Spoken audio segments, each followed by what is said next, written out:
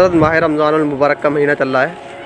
رمضان المبارک کے اندر جو قرآن کی تلاوت کی جاتی ہے، تو قرآن کو بخشنے کا طریقہ کیا ہے؟ قرآن کو کس طریقے سے بخشا جائے؟ دیکھیں، قرآن پاک کی جو تلاوت لوگ کرتے ہیں تو اس میں پڑھنے والے کو بھی ثواب ملتا ہے، اور جس کے لیے قرآن پاک ارسال کیا جاتا ہے، ثواب بخشا جاتا ہے، اسے بھی بہت زیادہ ثواب پہنچتا ہے۔ کیونکہ رمضان المبارک کے مقدس مہینے میں اگر ہم ایک حرف کی تلاوت کرتے ہیں تو عام دنوں میں ہمیں 10 نیکیوں کا ثواب ملتا ہے، لیکن رمضان المبارک میں اگر ہم نے ایک حرف کی تلاوت کی تو رب تبارک و تعالیٰ ایک کے بدلے 70 نیکی عطا فرماتا ہے۔ ابھی سوال یہ ہوتا ہے کہ جب ہم ارسال ثواب کریں تو کس طرح سے کریں، کس انداز میں ہم اپنے عزیز کے لیے، اپنے مرحوم کے لیے اس کو ثواب پہنچائیں۔ تو ہمیں سب سے پہلے جو ہم نے قرآن پاک کی تلاوت کی ہے، ہمیں اسے اس طرح سے بخشنا ہے کہ اے مولا، جو بھی ہم نے قرآن پاک کی تلاوت کی ہے، یا اللہ کسی بھی طرح کی پڑھنے میں اس میں کوئی غلطی ہو گئی ہو، اس غلطی کو معاف فرما اور صحیح کو اپنی بارگاہ میں قبول فرما۔ یہ کہنے کے بعد میں ہم سب سے پہلے جو ثواب پہنچائیں گے قرآن پاک کا، تو وہ نبی کونین صلی اللہ تعالیٰ علیہ وآلہ وسلم کی بارگاہ میں پہنچائیں گے۔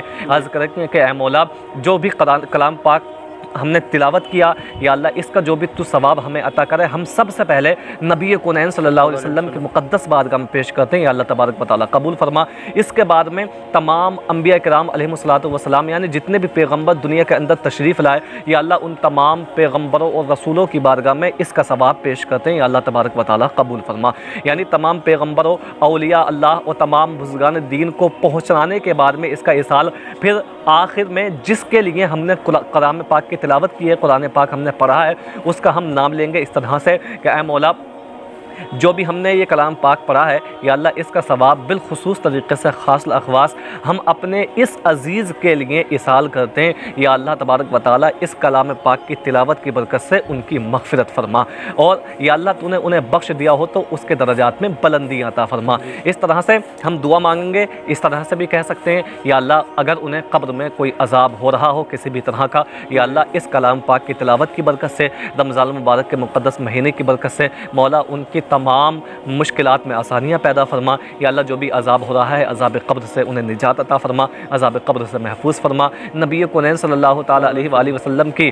شفاعت میدان محشر میں نصیب فرما۔ اس طرح سے ہم ارسال ثواب کریں۔ انشاءاللہ جب ہم رمضان المبارک کے مقدس مہینے میں کلام پاک کی تلاوت کر کے اپنے عزیز کے لیے جب بخشواتے ہیں، تو رب تبارک و تعالیٰ، رمضان المبارک کا یہ وہ مقدس مہینہ ہوتا ہے کہ اس مہینے میں اللہ تبارک و تعالیٰ اپنے